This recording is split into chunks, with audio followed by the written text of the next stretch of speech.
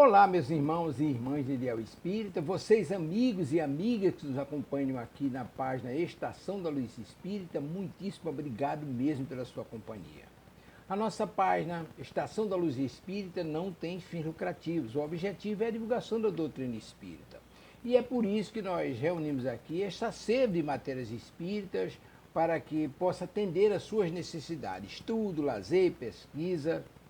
Você encontra aqui na nossa página Estação da Luz Espírita os livros da codificação, obras suplementares, entrevistas, palestras e os programas da Web Rádio Estação da Luz de Natal e Web Rádio Cristo Consolador de São Paulo.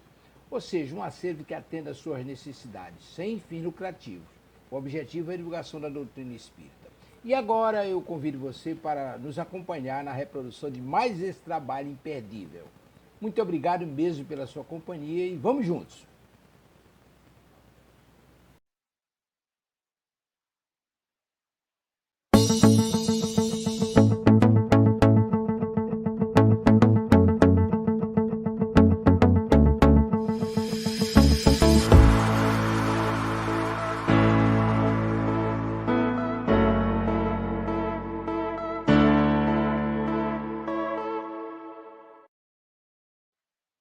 Boa tarde. Eu fico aqui encantada relendo as histórias de Dona Amélia Rodrigues. Sejam muito bem-vindos. Mais um programa da Web Rádio Cristo Consolador. Mais um domingo a gente aprendendo com ela coisas sobre Jesus. Eu fico assim, sabe, encantada com tudo que ela traz para a gente. E hoje, como capítulo é grandinho, eu optei por dividir em duas partes. Esse livro tem bastante primícias do reino. Hoje a Mulher da Samaria, primeira parte. Não é a segunda parte, não. Está errado ali, produção. Hoje é a primeira parte. A segunda parte é domingo que vem. Ok? Então, esse livro tem muita... Lembra? Os Embaixadores da Esperança também foi grande.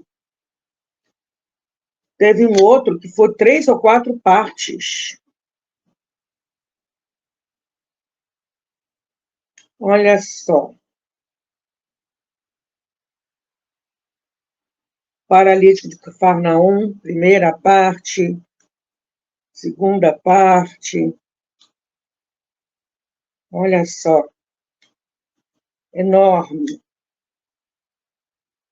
Então, para a gente não ficar correndo feito maluca, eu resolvi dividir o capítulo em partes. Ó, esse capítulo aqui, por exemplo, que a gente já viu. Espera aí, que ele é enorme. O Excelso Canto foi o Sermão das Bem-aventuranças. Aí foi dividido em 4 partes, 6 partes, para poder caber no programa. Mas hoje nós estamos aqui com a primeira parte da Mulher da Samaria, que todo mundo conhece como a Samaritana. Então, para a gente começar bem, vamos fazer a nossa prece? Graças a Deus. Gratidão, Senhor, por mais um dia de vida. Gratidão a Jesus por nos acolher, nos entender. Não ter preconceito algum, enquanto nós ainda estamos às voltas, Senhor Jesus, com os nossos preconceitos, com as coisas que nós precisamos trabalhar, transformar. Mas, graças aos seus ensinamentos, nós vamos fazer isso. Já estamos nesse processo. Gratidão a Maria por nos acolher, por nos acalmar, por nos ajudar a caminhar na direção do Filho dela, Jesus. E todos nós, encarnados e desencarnados, possamos estar envoltos em muita paz. Graças a Deus. Pergunta número 1. Como você está se sentindo hoje? Pergunta número 2. A água está por aí? Daqui a pouco eu pego ela. Então, vamos lá. Primeira parte do capítulo A Mulher da Samaria. Samaria, vamos ver o que é.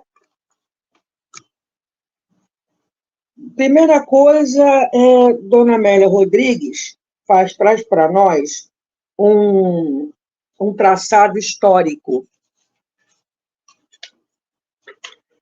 para poder entender como eram os samaritanos. Ela deu um devorteio na história daquele lugar e caramba! Então, vamos devagar nessa parte aqui, tá? Até para a gente entender, né? Aliás, a gente estava vendo isso lá na SABED, nos nossos estudos, a necessidade de se voltar no tempo para entender o contexto da existência de Jesus, de tudo que ele passou para a gente. Tem que voltar atrás. E foi o que ela fez aqui. Ela diz para a gente o seguinte: a Samaria já não desfrutava as glórias do passado ao tempo do esplendor e da impiedade de Acabe e Jezabel. Tá. Quem foram Acabe e Jezabel? A produção, não posso mandar nada agora, não. Posso falar nada agora. Posso parar para ver nada, não. Isso aqui hoje é a primeira parte, porque eu não falei de Acabe, não falei de Jezabel ou Jezebel. Né? Vamos lá. Para quem não está entendendo nada, eu acabei de receber um recadinho sobre a divisão dos estudos, né? Aqui no WhatsApp, mas eu não posso abrir o WhatsApp, passa rápido assim. E eu, para quem ainda não sabe, eu tenho, por causa dos remédios e tal, de um pequeno problema físico, eu tenho alguns lapsos de memória, que eu digo que não é um lápis, é uma caixa de lápis, entendeu? Trocadilho infame. E de vez em quando eu troco as bolas, mas no final das contas dá tudo certo. Então, na semana passada foi a segunda parte dos embaixadores da esperança. Ih, passou rápido agora, não vi nada. Então, hoje é a primeira parte da mulher da Samaria. Então, quem foram Acabe e Jezabel? Acabe reinou sobre as 10 tribos do norte de Israel de 853 a 800... Não, está certo. Que está vindo próximo do nascimento de Jesus. Então, de 874 a 853 a.C. Casou com essa Jezabel, que era filha de um rei chamado Et-Baal. Esse Baal lembra alguma coisa? Pois é. Rei dos Sidônios, que era um povo que ia para lá, e adorou a Baal. A Jezabel era muito má. E ela promoveu a idolatria e matou muitos profetas. E como o nome Baal também significa Senhor, ela embutiu... Deixa eu ver se eu consigo abrir aqui, que eu acho que é uma coisa de emergência.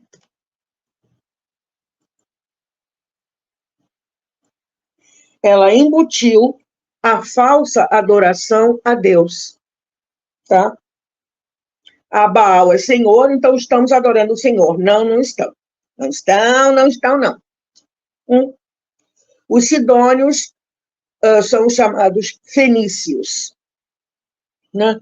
Exímios comerciantes, ok, mas tinham faziam, inclusive, orgias sexuais dentro do templo em honra à deusa Astorete, que era a deusa da fertilidade. E essa Jezabel socou isso.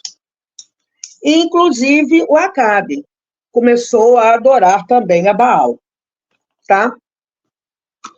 Bem, foi destruída a Samaria. Como tem guerra nesse pessoal, gente? Foi destruída em 722 a.C. por Sargão II, irmão e sucessor de Salmanassar V. Salmanassar V, de 722 a 720 a.C.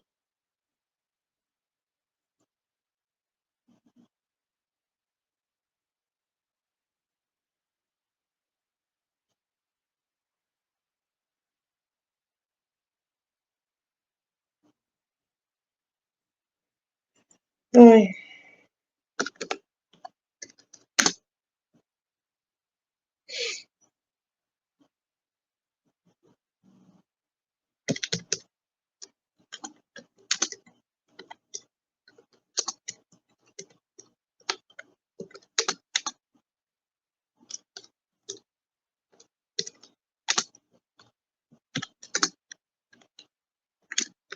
Um momentinho só. Acho que não.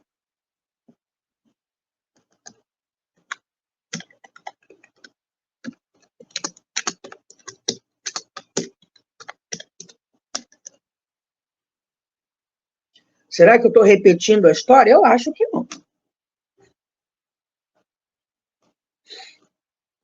Então, vamos lá.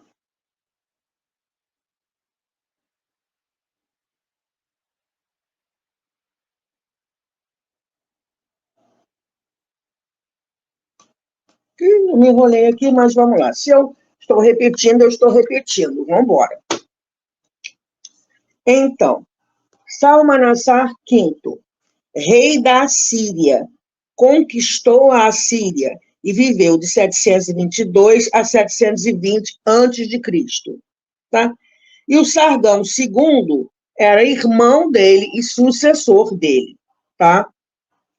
Então, esses dois ali instalaram os assírios, povos exilados de toda a parte do império, que se estabeleceram numa amálgama de raças e crenças generalizadas.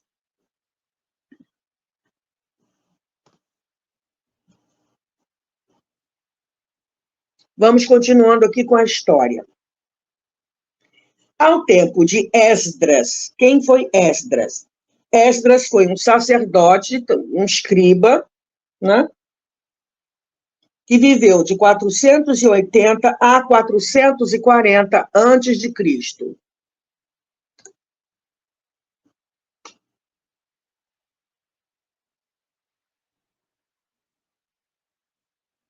Ao tempo dele, como perdurasse a profunda cisão que tivera desfecho em 933 a.C., depois da morte de Salomão, um sacerdote de Sião, desligado do templo, erigira sobre o Monte Garizim um santuário opulento para rivalizar com o de Jerusalém. Tá. E aí começou a briga, né? Onde se deve adorar a Deus? O templo de Jerusalém? Aí o pessoal da Samaria adorava no templo deles, cada um dizia que estava certo, é um problema sério.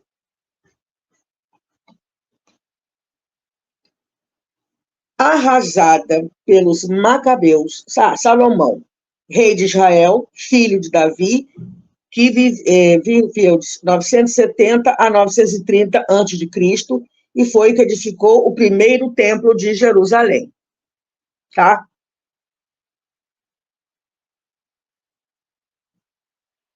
Em 935 a.C., né, ao tempo de Esdras, um sacerdote de Sião, desligado do templo, foi lá para Samaria e, pumba, criou um templo lá. Em 935 a.C., uma crise política com a disputa entre as tribos, causando a separação dos hebreus. Aí foi metade para cada lado, digamos assim. Tá? E aí, arrasada. Beber água, tem jeito.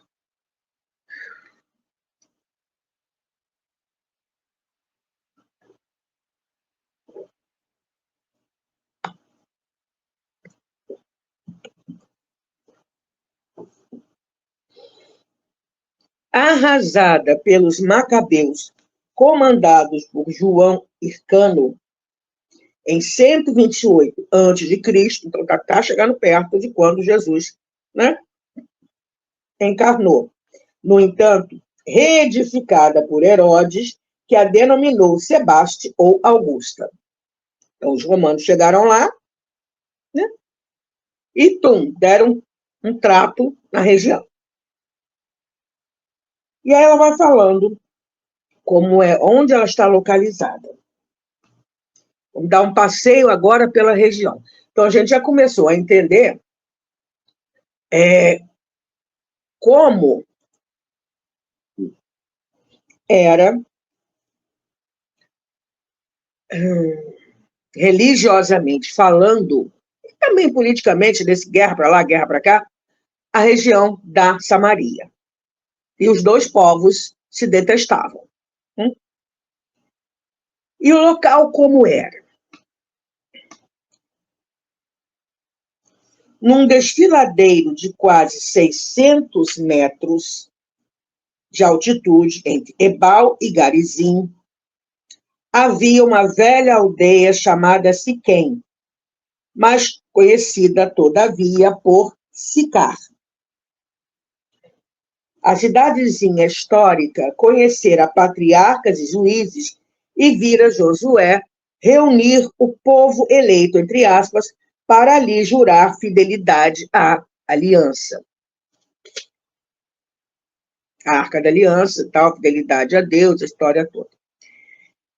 E aí, ela nos fala o seguinte: saindo de Jerusalém no dia anterior, demandando a Galiléia, Jesus abandonara a estrada real, cujo traçado levava de Jericó a Bataneia, seguindo o tranquilo curso do suave Jordão. Então, ele começou a seguir o curso do rio, para galgar as montanhas de Efraim, penetrando os limites da Samaria, evitados pelos nascidos em Judá, os judeus. Perdão. Então, lá vai Jesus.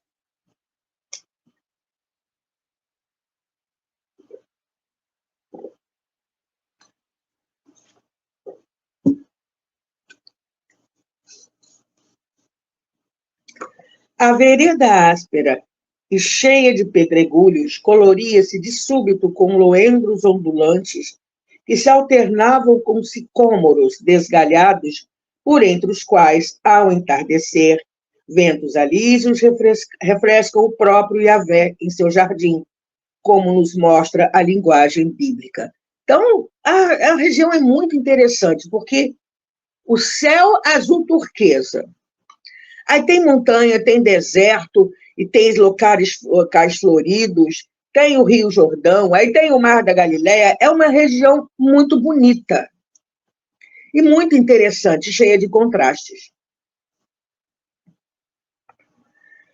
As espigas douradas ondulavam ao vento morno da hora sexta, meio-dia.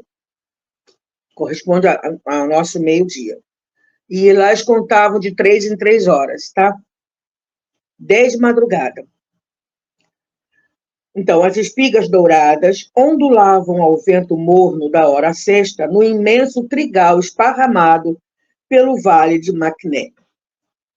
Ainda tinha trigo, olha só. O pó, acumulado ao longo da estrada serpenteante entre cortes abruptos, macio como um dossel, levantava leves nuvens ao sopro do ar que descia do espigão de montanhas abrasadas. Lembra que está subindo as montanhas de Efraim, está descendo. Ou melhor, está subindo lá, e o vento vem, passa, tem areia, tem pó, e vão embora. Ele subiu o Rio Jordão até chegar nos limites da Samaria. Do cimo dos montes via-se o mar ao longe, àquela hora, por entre colinas esguias. Então, dali dava para ver o mar da Galileia. O solo anfractuoso, assim, cheio de rachaduras, né? Digamos assim, coleia e se contorce entre as montanhas até aplainar-se no vale viridente. Então, ele subiu a montanha, tal. Nuvens brancas e esgarçadas deslizavam pela amplidão do céu azul. A jornada do mestre e seus discípulos fora longa, cerca de 50 quilômetros. Gente, e a pé. Jesus fazia tudo a pé. Não tinha essa, né, de carregar, não. Vamos embora, é a pé. O povão fazia as coisas a pé, né? Por isso que aquela passagem de Jesus, quando Pedro reclama, não vai lavar meu pé, não. Por quê?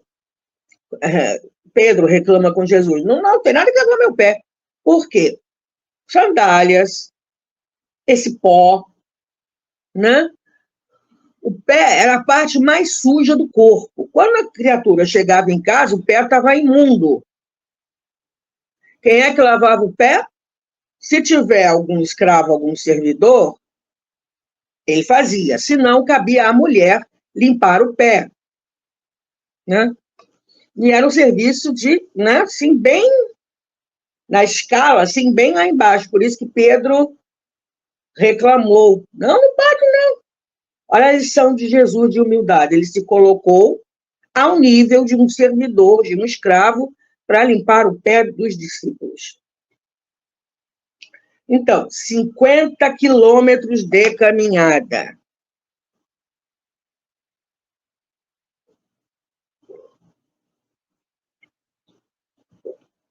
É chão, hein? A garganta ressequida, o corpo cansado e coberto de pó, pedem linfa cristalina e refrescante. Imagina, você está debaixo de um sol, né? Poeira para tudo quanto é lado. Ao chegarem às cercanias da cidade, ele entrou, não tinha essa para ele. O rabi assentou-se junto ao tradicional Poço de Jacó.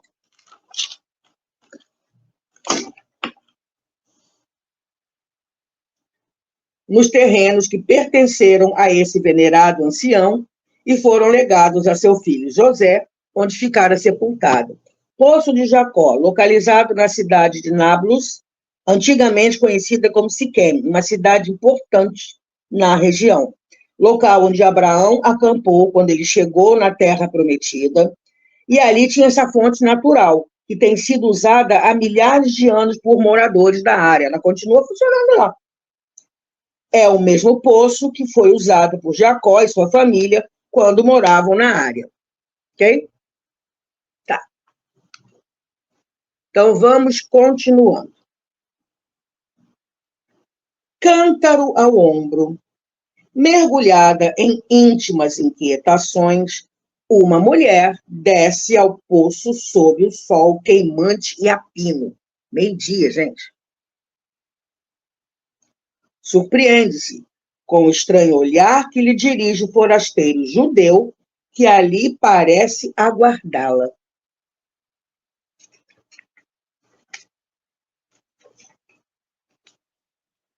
Atira, porém, o vaso sobre a água e recolhe o precioso líquido da bilha que repousa sobre o paiol.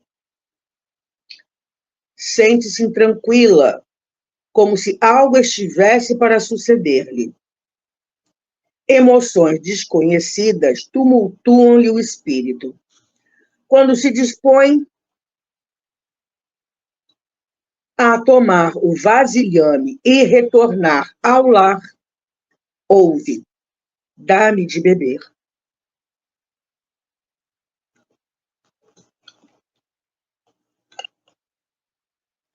Volta-se surpresa, dominada por estranhos e profundos ressentimentos. Como ousa aquele estrangeiro dirigir-lhe a palavra atentando contra os costumes vigentes? Que homem é este que se atreve a dirigir a palavra a uma mulher, sabendo que ninguém ousava fazê-lo na rua, mesmo que fosse a esposa, filha ou irmã? Ignorará ele essa regra comezinha, parte integrante dos deveres sociais? E aí, vamos parar aqui um pouquinho para pensar, lembrar em como era a situação da mulher ao tempo de Jesus. Eu encontrei esse artigo na internet por Ana Lúcia Santana. Primeiro, ela era como um objeto pertencente ao marido, como seus servidores, prédios e demais posses legais. Ponto. Devia total lealdade ao esposo, o esposo, no entanto, né? Mas era considerada como naturalmente infiel, desvirtuada e falsa. Da Eva. Ai, a letra mata, o espírito vivifica. Tem gente que não acredita em Adão e Eva. Tá bom. Né? Então, por causa dessa alegoria bíblica, a mulher, ela era, em si, já nascia assim, infiel, desvirtuada e falsa. A palavra de uma mulher perante um juiz não tinha valor algum. Então, podiam aprontar com ela o que fosse, mesmo que ela procurasse um juiz, não ia dar em nada. O marido podia rejeitá-la por qualquer motivo. Não gostei mais da sua comida, rua. Acabou. Dificilmente a mulher poderia, por iniciativa própria, desligar-se do casamento. O cara podia mandá-la embora a hora que ele quisesse. Ela tinha que aguentar ali. Mulher casada não podia jamais ser contemplada por outro homem, ou ser por ele abordada, mesmo que fosse uma simples saudação. Aí a gente começa a entender as palavras da mulher da Samaria. Era obrigada a caminhar nas ruas longe dos homens. No templo tinha um lugar separado dos homens. E era proibida de tudo. E sujeita à pena de morte. Qualquer coisa, mata. Muitas mulheres devem ter sido mortas porque o marido pulava a cerca, ou tentava pular a cerca. A mulher dizia não, eles falavam que ela era adúltera, joga, apedreja até matar, acabou e não tinha acontecido nada, a mulher é inocente. Tem até um pintor, não lembro agora o pintor famoso, que mostra um quadro de uma mulher tomando banho e dois homens olhando para ela. Foi um momento de que esses caras tentaram, né, usá-la como objeto sexual e ela negou e depois foi um trelelê danado. Durante as refeições, não podia se sentar ao lado dos homens. Tinha que ficar em pé, pronta para ajudar o marido a qualquer instante. Eram reclusas em suas residências e as janelas quase sempre com grades para que não fossem vistas. E uma mulher, melhor, um homem, tentar se dirigir a uma mulher era um pecado muito sério.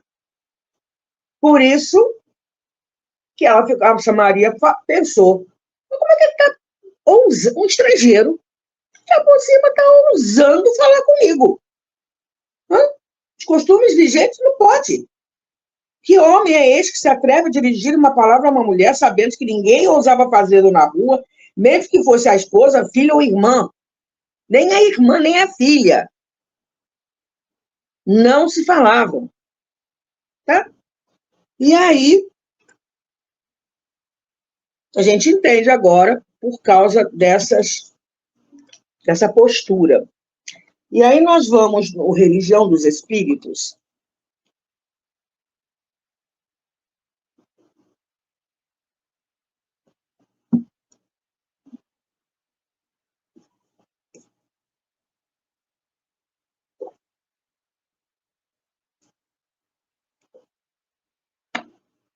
O livro em que Emmanuel estuda questões do Livro dos Espíritos. Já conversamos sobre ele. Uma dessas quartas-feiras da vida, se eu não estou enganada, sim, já. A mulher ante o Cristo. Toda vez que nos disponhamos a considerar a mulher em plano inferior, lembremos-nos dela ao templo de Jesus. Inclusive, no Livro dos Espíritos, está escrito assim, que a mulher deve se dedicar ao interior. Não é coisinha, não, tá? Sensibilidade feminina. Senão, veneranda não poderia ser ministra em nosso lar.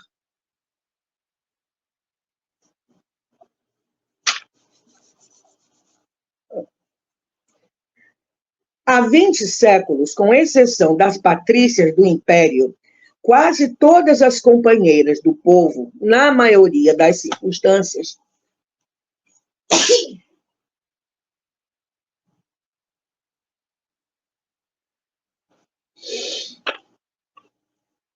sofriam extrema abjeção, convertidas em animal de carga, alimárias de carga, quando não fossem vendidas em asta pública. Tocadas, porém, pelo verbo renovador do Divino Mestre, ninguém respondeu com tanta lealdade e veemência aos apelos celestiais. Entre as que haviam descido aos vales da perturbação e da sombra, encontramos em Madalena o mais alto testemunho de soerguimento moral, das trevas para a luz. E entre as que se mantinham no monte do equilíbrio doméstico, surpreendemos em Joana de Cusa, o mais nobre expoente de concurso e fidelidade. E Joana de Cusa nós conhecemos hoje em dia como Joana de Ângeles. Olha, desde quando ela segue Jesus?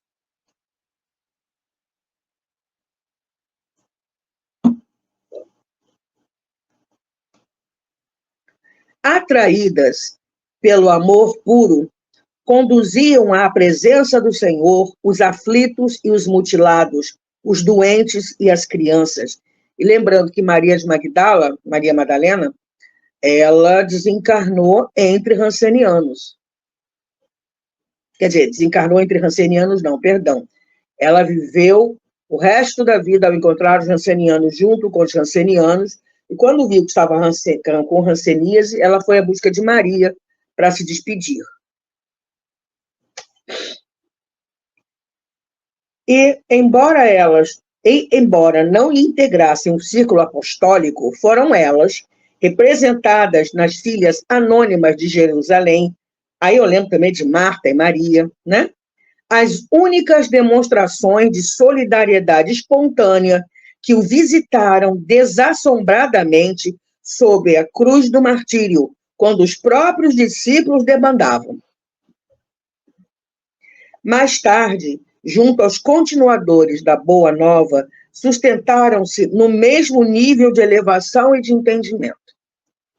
Dorcas, a costureira jopense, depois de amparada por Simão Pedro, fez-se mais ativa colaboradora da assistência aos infortunados.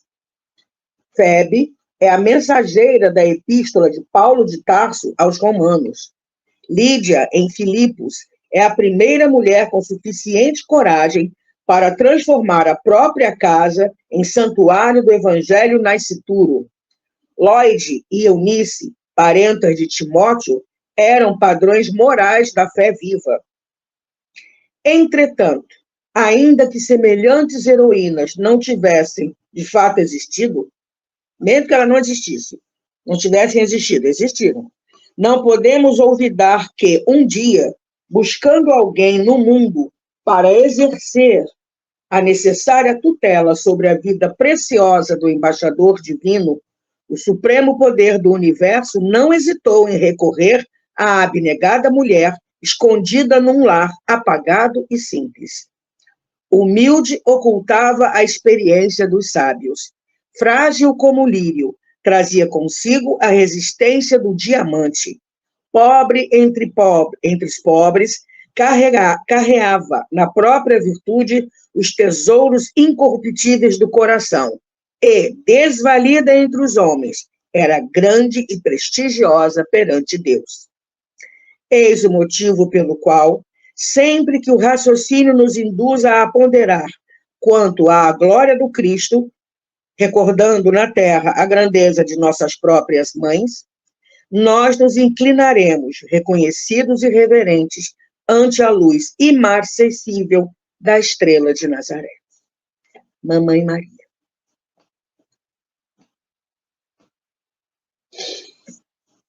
Bom, aí a samaritana pensou lá isso, lá com o cântaro dela, né? E Solerte retruca, com proposital ironia na voz, como que extravasa a própria amargura.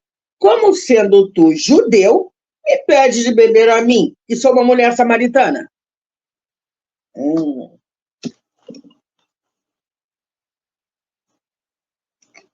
No vale, Maio cantava através de 1000 cigarras no trigal. A estrada, deserta e silenciosa, perde-se montanha adentro. Jesus conhece as dissensões que separam os dois povos, judeus e samaritanos.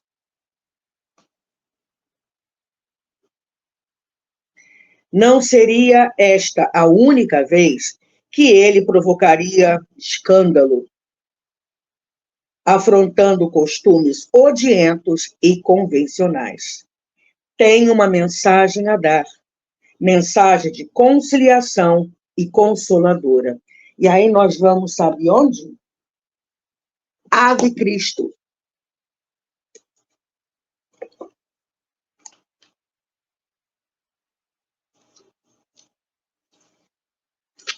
No prefácio que Emmanuel coloca. Hoje, como outrora, na organização social em decadência, Jesus avança no mundo, restaurando a esperança e a fraternidade, para que o santuário do amor seja reconstituído em seus legítimos fundamentos. Por mais se desenfreie a tormenta, Cristo pacifica.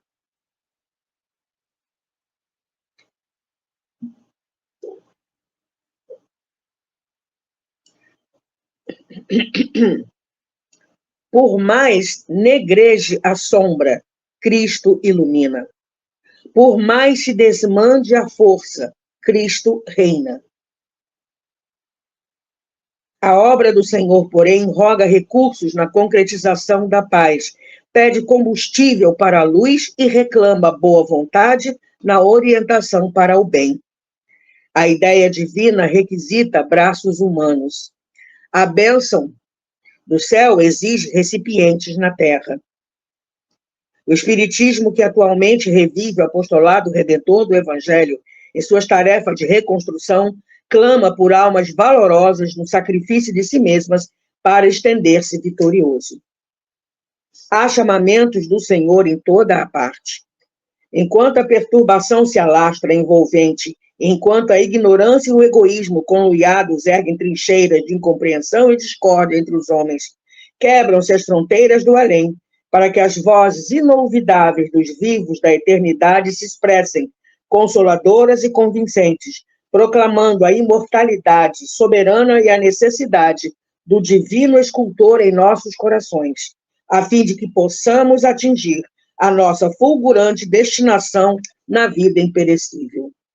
Hoje, como ontem, Jesus prescinde das nossas guerrilhas de palavras, das nossas tempestades de opinião, do nosso fanatismo sectário e do nosso exibicionismo nas obras de casca sedutora e miolo enfermiço. O excelso benfeitor, acima de tudo, espera de nossa vida o coração, o caráter, a conduta, a atitude, o exemplo e o serviço pessoal incessante, únicos recursos com que poderemos garantir a eficiência de nossa cooperação em companhia dele na edificação do reino de Deus.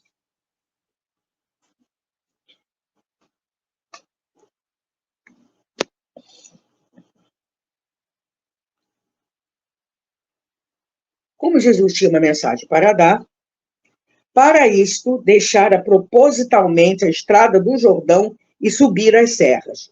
Programar aquele encontro desde antes.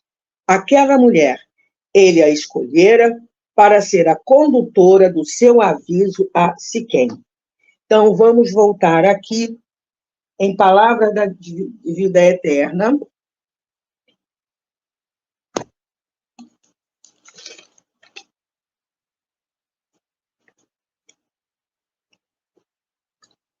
Quando a Emmanuel nos fala assim, deixa eu ver se estou na página certa. Estou. Em todos os tempos, ante a palavra do Cristo, no capítulo 118 do livro Palavras de Vida Eterna. As palavras que eu vos disse são espírito e vida. Isso está em João, capítulo 6, 63. Em todos os tempos, surgem no mundo grandes espíritos que manejam a palavra, impressionando multidões. Entretanto, falam em âmbito circunscrito, ainda quando se façam ouvidos em vários continentes. Dante define uma época. Camões exalta uma raça, ou raça humana somos todos, né? Um povo. Shakespeare configura as experiências de um povo. Voltaire exprime determinada transformação social.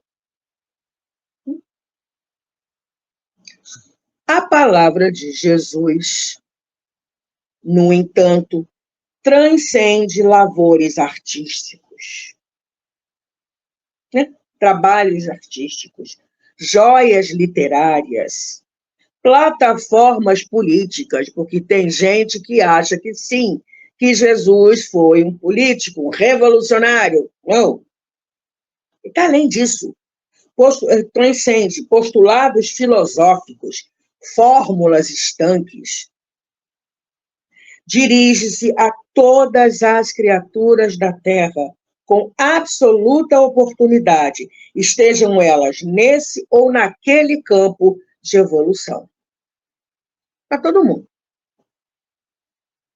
É por isso que a doutrina espírita a reflete, não por mera reforma dos conceitos superficiais do movimento religioso, à maneira de quem desmontasse antigo prédio para dar disposição diferente aos materiais que o integram em novo edifício destinado a simples efeitos exteriores. Aí está no Evangelho, quando Jesus pronunciou a divina palavra amor, os povos sobressaltaram-se e os mártires, ébrios de esperança, desceram ao circo.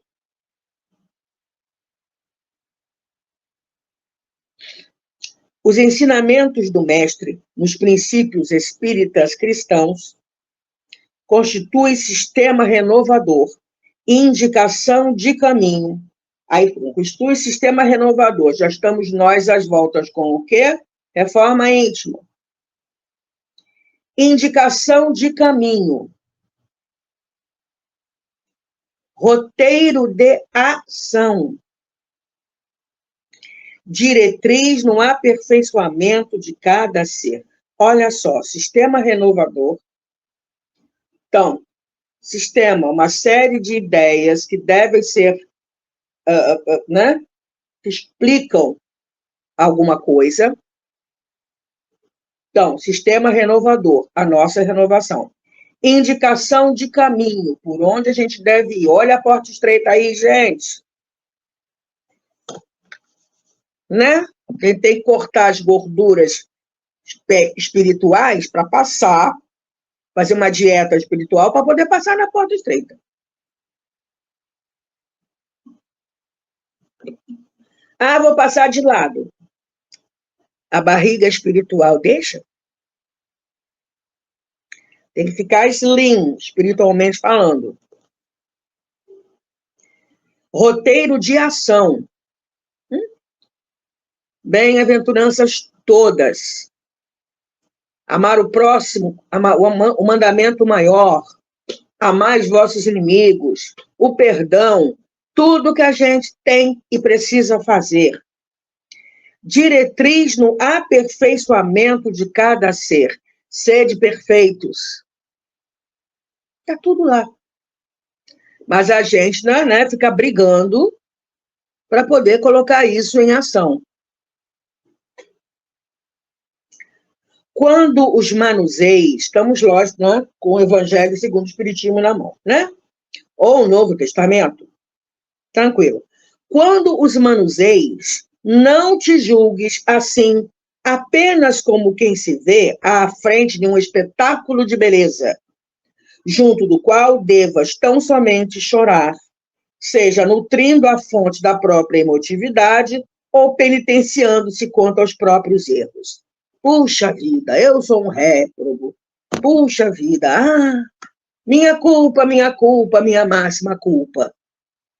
Mas se não fizer algo além disso, não vai resolver nada. Além das lágrimas, aprendamos igualmente a pensar, a purificar-nos, a reerguer-nos e servir.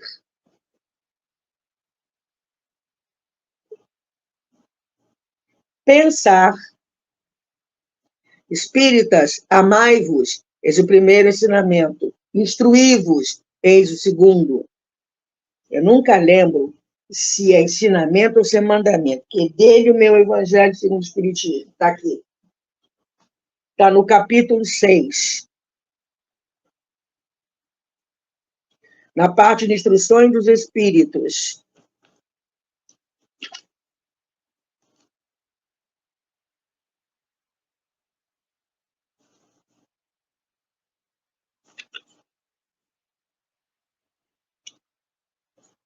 Olha só que coisa mais bonita. Homens fracos que compreendeis as trevas das vossas inteligências, não afasteis o facho que a clemência divina vos coloca nas mãos para vos clarear o caminho e reconduzir-vos, filhos perdidos, ao regaço de vosso Pai.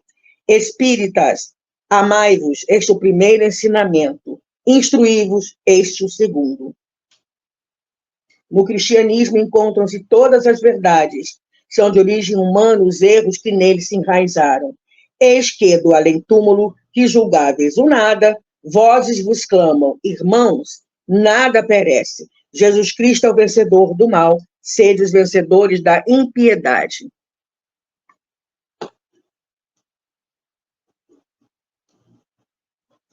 Continuando aqui, que o tempo está acabando. Então, além das lágrimas, aprendamos igualmente a pensar, a purificar-nos, a reerguer-nos e servir.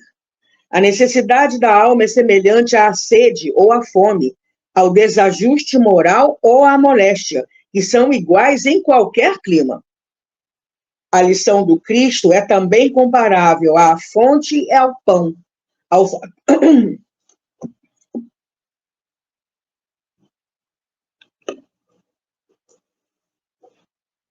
ao fator equilibrante e ao medicamento, que são fundamentalmente os mesmos em toda parte. No trato, pois, de nós ou dos outros, É forçoso não olvidar que o próprio Senhor nos avisou de que as suas palavras são espírito e vida.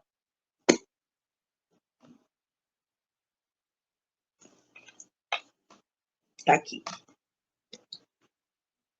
Caminhando para o final, vamos aqui. Aquela mulher, ele a escolhera para ser a condutora do seu aviso a Siquém. Responde-lhe então, sem aspereza nem revide, por conhecê-la talvez intimamente. Sua voz é cantante, compadecida. Se tu conhecesses o dom de Deus e quem é o que te diz, dá-me de beber, tu lhe pedirias e ele te daria a água viva. Para encerrar a primeira parte, um livro antigo de Emmanuel, Rumo Certo.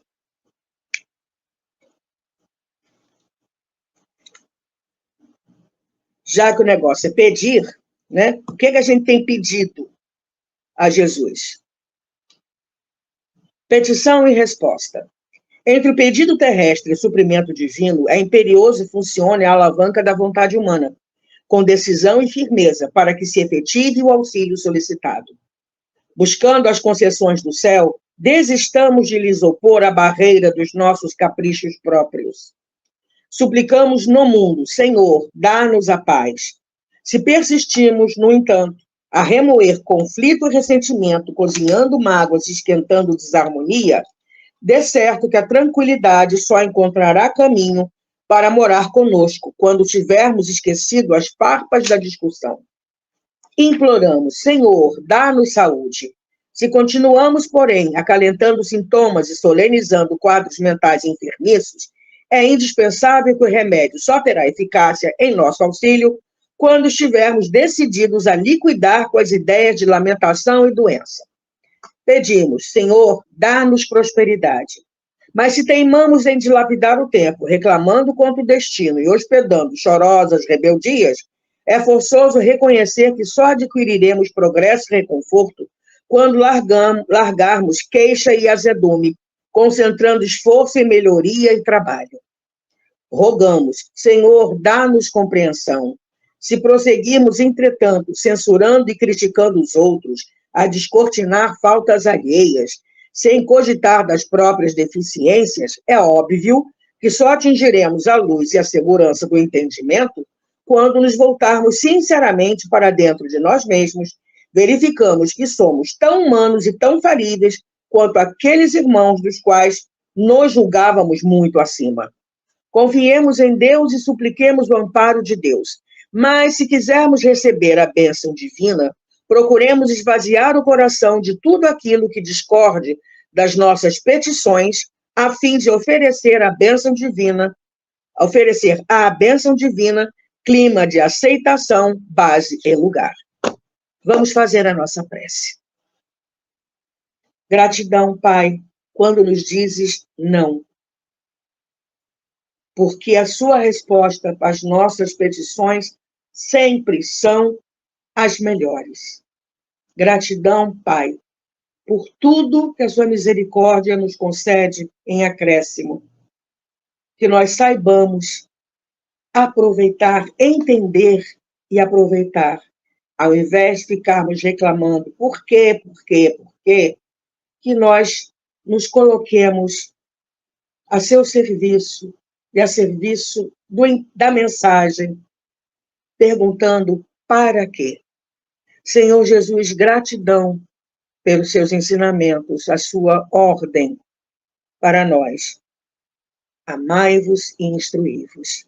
Gratidão a Maria por ter nos trazido Jesus. Gratidão, Mãe, pelo seu imenso amor e por ter cuidado de Jesus. Gratidão.